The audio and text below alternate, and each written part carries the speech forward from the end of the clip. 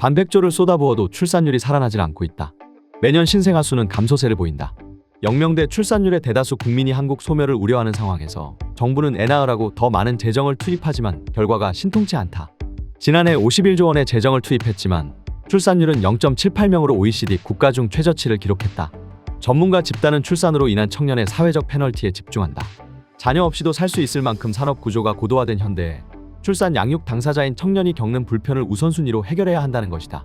또한 지적으로나 재정적으로 풍요로운 MZ세대에게 현금 지원보다는 워킹맘 파더가 맘 놓고 일할 수 있게 돕거나 국가 존속이라는 대의에 호소하는 것이 바람직하다고 했다.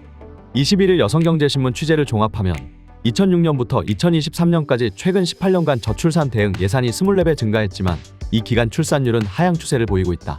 지난 7일 국회 예산정책처에서 공개한 인구위기 대응 전략 저출산 대응 전략 보고서를 보면 2006년 2조 1천억 원이었던 저출산 예산은 2022년 51조 7천억 원으로 피크를 찍었고 올해는 48조 2천억 원으로 책정됐다. 그러나 2006년 1.13명이었던 합계 출산율은 2022년 0.78명으로 정책 성과를 얻지 못한 것으로 보인다. 2023년 2분기 0.7명으로 더 하락했다. 통계청 추계에 따르면 향후 출산율은 2045년 1.2명 수준으로 상승할 것으로 전망한다. 저희 추계에서는 2045년 1.0명 수준으로 증가할 것으로 보이는데 즉 12년 후에도 출산율은 1.3명 미만의 초저출산 현상이 장기화할 전망이다. 부부 한 쌍이 한 명의 자녀를 낳는 셈인데 이는 한국인 소멸을 부추긴다. 인구학자 데이비드 콜먼 옥스퍼드대 교수는 2750년 한국 소멸 가능성을 우려한다.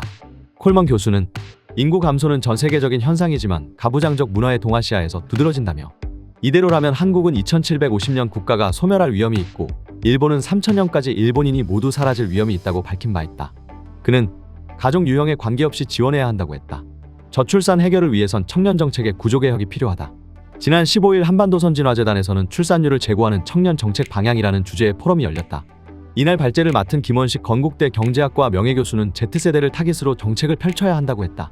김 교수는 농업의 중요성이 감소하고 산업화한 사회에서 여성에 대한 페널티가 크다 보니 심각한 출산율 저하로 이어진다고 볼 수밖에 없다면서 기업들이 여성 직원에게 자녀를 갖도록 유인하는 베네핏을 제공해야 한다고 강조했다. 정부의 청년 정책에 출산 내용이 빠져 있는 것에 대해서도 지적했다. 김 교수는 출산율은 청년 정책의 지표라고 할 수 있다.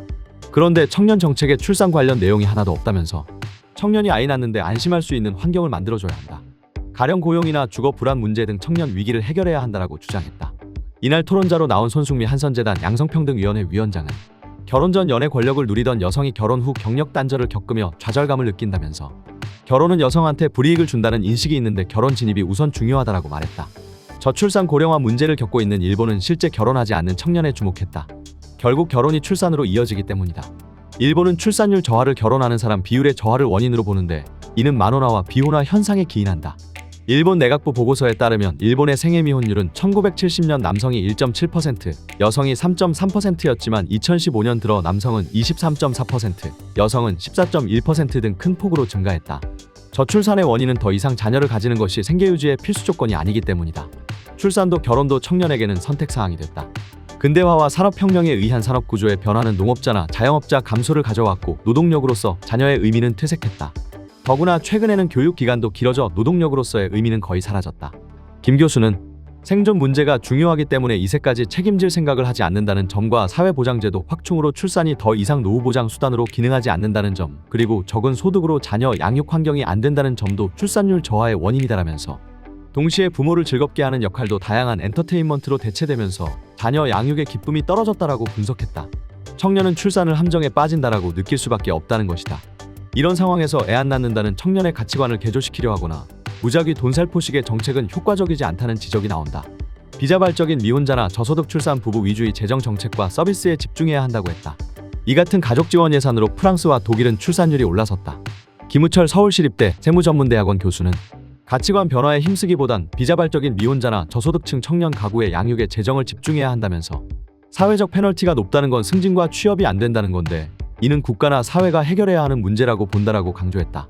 김 교수는 어색한 억지 정책보단 저소득층 여성의 보육 및 양육 서비스에 집중해야 한다. 결국 국가가 키워줘야 한다라면서 독일에선 일을 하든 안 하든 미드와이프라는 보모를 붙여준다. 국가가 치매 노인 돌봐주는 것처럼 저소득 근로 여성에 대해 높은 수준의 양육 서비스를 제공해야 한다고 본다고 주장했다. 저출산 해결은 돈이 아닌 설득의 문제라는 의견도 있다. 전영기 시사저널 편집인은 돈을 쓰려거든 잘 써야 한다. 미드와이프가 좋은 사례라고 본다라면서 그러나 돈만이 문제가 아니다. 보편적 복지로는 해결 안 된다. 저출산은 각성, 생각의 문제이며 돈 줄 테니 낳으라보단 국가 유지를 위한 고귀한 정신적 측면에 호소해야 한다라고 강조했다.